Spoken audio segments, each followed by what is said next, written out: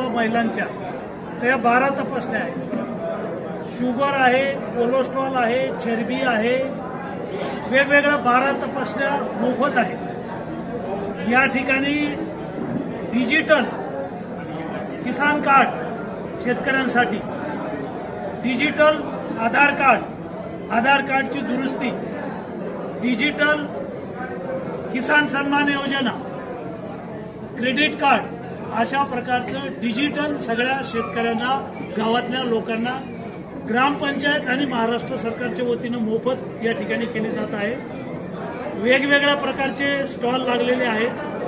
ह्या सगळ्या तपासण्या, हे सगळे पेपर म्हणजे शासनाची कुठलीही योजना राबवायची असेल, अगदी किडनी खराब झाली, वाल खराब झाला, लिव्हर खराब झाला, कॅन्सर झाला, त्यासाठी गोल्डन कार्ड काढायचं आहे डिजिटल, त्याची सुविधा आम्ही इथे केलेली आहे.